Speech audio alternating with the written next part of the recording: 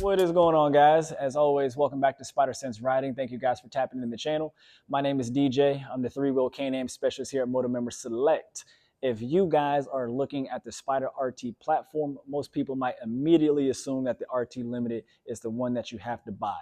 Slightly more storage, a little bit more heated capabilities, more speakers. But the real question is, do you actually need all of that stuff right then and there at the time of purchase? Because the base RT might be the most strategic touring decision in the entire lineup. And today we're going to break that down.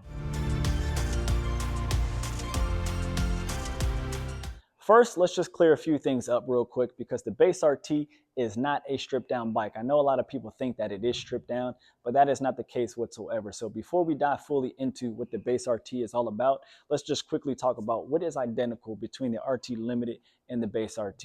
And the first thing is going to be the same motor, the same engine. You're still going to get that Rotax 1330 Ace motor, 115 horsepower. There's still going to be 6-speed semi-automatic transmissions. And as long as it's a 2024 model or newer, you're going to have that big old 10.25-inch touchscreen dash display that is compatible with Apple CarPlay.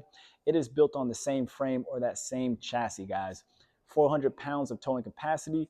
The max vehicle load is also going to be 494 pounds. But these are identical. This is the identity of the bike. The differences has nothing to do with performance. One bike doesn't have a sport mode or the other bike has a touring mode. They both have the same ride enhancements as far as an eco mode and a normal mode. So nothing performance related, guys. So you are not sacrificing the ride. What you are sacrificing though is factory installed convenience features. Now that we talked about what is similar between the base RT and the RT Limited, let's talk about the real nitty-gritty on what is actually different between the base RT and the RT Limited. And there's actually 6 real factory differences between both of those models. And the very first one is going to be the most obvious. The base RT does not come standard with a top case. The second thing is going to be the self-leveling air suspension that comes standard on the RT Limited. So the Limiteds automatically adjust for passenger weight and cargo weight, while the base RT has a preload manual adjustment that needs to be made depending on what you're carrying or who you're carrying.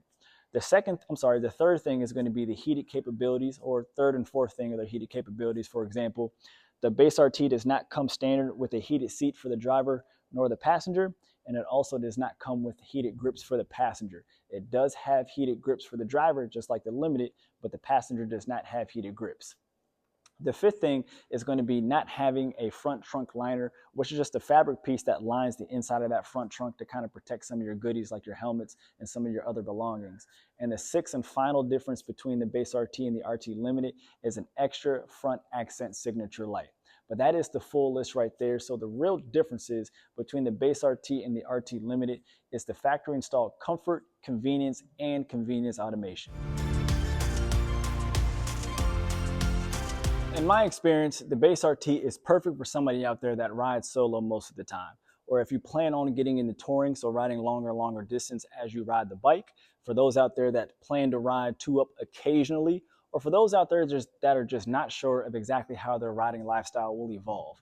But the real strategic advantage to the base RT is adding a top case to this model here.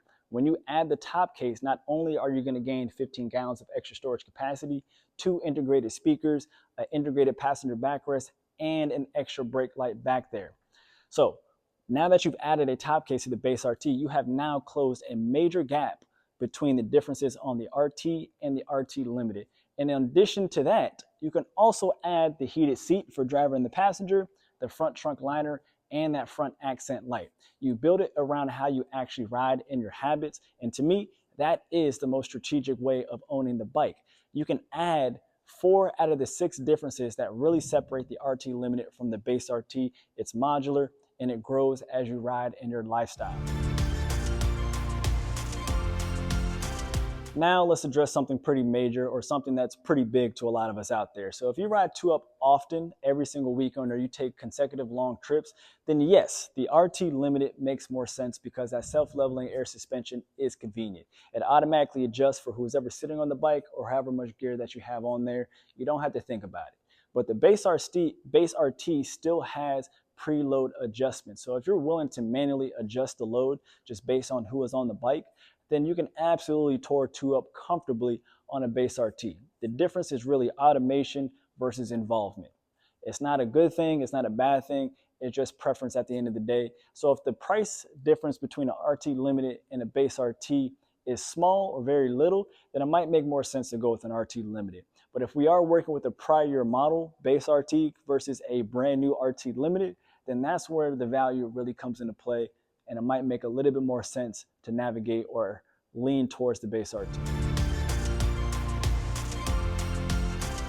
Most people walk into a dealership thinking that they need the absolute top of the line or the highest level trim that is out there. But you have to ask yourself one smart question, and you have to be honest with yourself, is what kind of rider do I plan to be? Do I like customizing my bike? Do I like building it out over time as my lifestyle changes or evolves? Or do I simply not want to pay up front for factory features that I don't plan to fully use? And that is why the base RT is the most strategic modular model that is offered on the RT side. Same engine, same rider core, just different factory packaging, and that is it. The RT Limited is incredible. The Sea to Sky is premium luxury, but that base RT might be the most intentional buy in the RT lineup. Not because it's the most inexpensive, but because it is the most flexible. If you are in the market or just still searching for a Can-Am Spyder, let me know which one you might have a preference over. If you've already made a purchase, let me know which Spyder RT that you ended up going with. But if you guys have found this video helpful in any way, please like it, share it, subscribe it, share it with a buddy, drop some comments, let me know what's going on out there. But thank you guys for watching, and I'll see you next time.